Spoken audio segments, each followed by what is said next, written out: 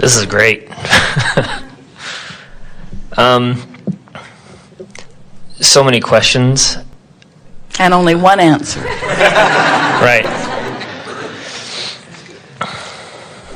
And for some time I've thought that I would find alignment for myself.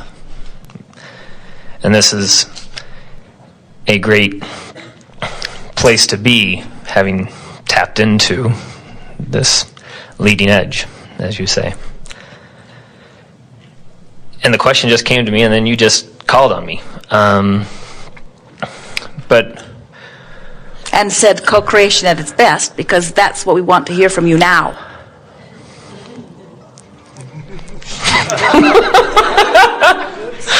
Okay.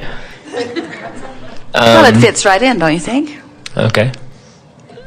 The question that came to me is that when I look out at this world, there's so much self-interest, but it doesn't seem to be very aligned, at least as I look at things. And just the example that I would give in the question that I have basically is, wealth allows people to shove people around in spite of how the other person feels. In fact, those that control those resources are able to kind of deny their own feelings. Go back to that. Wealth allows people to shove others around, for example. Tell them what to do, not take them into consideration, their feelings, their circumstances. If you have a direct connection to source energy, let's say there's a wealthy person, and never mind how that person got there. Let's say massively wealthy person. And let's say that you or someone else is there, not wealthy. Wealth discounted, both have equal access to the abundance of the universe. And the one who has the wealth somehow got in alignment with it, and the one who doesn't have it is not yet in alignment with it. They could be in alignment with many other wonderful things, but for the sake of this example, they're not in alignment with the wealth. So our question to you is, how is it that the one who is allowed the wealth has in any way deprived the one who doesn't have it? It seems to be that's what we're taught, that it is competition, it is scarcity, that there are only so many resources, and for one to win, another must lose. So what happens? So as this one who wants wealth and doesn't have it looks at this one who has wealth and pushes against this one, condemns him, doesn't like him, gathers statistics, looks at negative aspects. Now this one holds himself in vibrational discord with wealth and blames the one who has it for his lack of it. Right. Even though this one who has wealth is in no way depriving the other. It's his attitude toward it that is cutting himself off from it. And you see, we understand how the myth, the lie, the misunderstanding is perpetuated because most people are not accustomed to looking at their vibrational state of allowance. Instead, they're looking at conditions. So they see a wealthy person and they see a poor person and they say, well, we should even this out. There are governments that have come and gone. Communism doesn't do very well. And even the socialism that is part of your world, you could take all of the wealth that exists and distribute it evenly among points of consciousness. Now, that'd be tricky because you'd have to decide, does the black man get it? Does the Mexican man get it? Does the Chinese man get it? Does the Japanese man get it? In other words, do the women get it? Do the children get it? In other words, there would be all that arbitration of all that messy history that you all have. But let's just say that you divided it up equally, and every human that exists, even the one that was just born, oh, that one too, that one too, that one too, that one too, that one too, that one too, that one too, that one too, that one too. This is going to get very tiring. They're coming in very fast. But the wealth is distributed. Let's say they have to be one. That'll make it easier. One or older. Oh, there. That birthday. Now we're in trouble again. So the wealth is evenly distributed among everyone.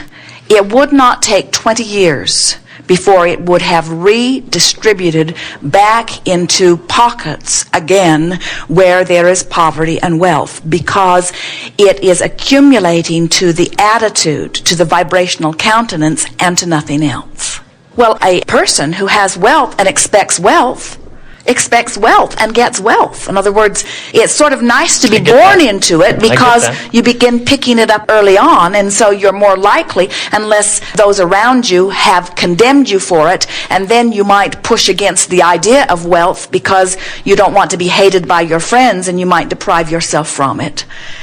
So the attitude of the wealthy is their own business in spite of the just results as the attitude of the impoverished is their own business, and both are getting exactly what they feel. And the injustice for those like you who are looking in on it feels like, well, that person should give more to that person. But what that person has discovered is that giving something to someone that they are not a vibrational match to, it doesn't stick. In other words, you will hear them say it's like putting it down a rat hole, because it does not change their life experience. Because haven't you noticed, even with the welfare system in your nation, that the more you give, the more they think you should give, and the less appreciative they are of what they have received, and the more disempowered they become? In other words, it is a cycle that is not working.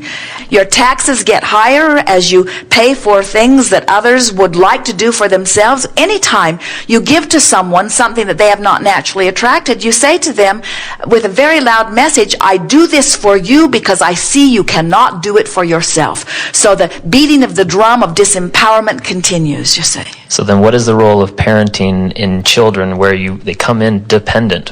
What role do you play in that child's life so the family isn't a welfare system? You watch for evidence of their own ability to attract, and you compliment them every time you see them receive something that they wanted. And you do not talk about the things that are not going so well. And little by little, you watch for opportunities to say to them, I am one of the vortexes, especially in your early years, through which your well-being flows. But you do not need me as a vortex, because you have your own vortex, and you are worthy, and well-being should always flow to you. And I, as your parent, anticipate that wonderful things will always flow to you. Watch for evidence of them. And whenever it looks like they're not flowing to you and that they are flowing to someone else, try if you can to get a sense of the attitude of the one that they are flowing to, and try to duplicate that attitude. In other words, try to become expectant of the things that you want to flow into your experience. And resources are unlimited? Resources are, in spite of what society, not only unlimited, they are increasing proportionate to the desire that is exuding. And that is the imbalance that you are on some level feeling. Because billions of people are launching rockets of desire, and source energy is answering. But not all of the billions are in the place of allowing. And so those who have figured out how to get into the receiving mode are receiving perhaps an inordinate amount. In other words, no one can receive something that someone else deserves, but we can see how it would look unfair. Haven't you ever met someone who says, things just go my way? Things always go my way. I'm just the luckiest person. I don't know. It's always been this way for me. And every time I turn around, good things happen. And if you're not in that place, you just want to kill them. It just doesn't seem right. Well, how about sending a little luck my way, you say, begrudgingly, amplifying the vibration that is keeping your luck away from you. I hate you for the luck that is coming to you. It's rotten that you get all of those wonderful things. It stinks that you get them. You drive down the street, you see the car that you've been dreaming for, and there's a teenager driving it.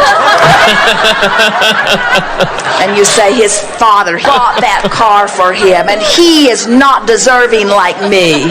And we say, apparently it's the other way around. He's got the car. Right. You cannot receive vibrationally something that you are not a vibrational match to.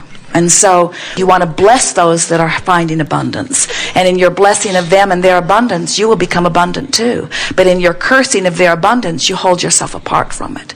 It is a law. It is a powerful law.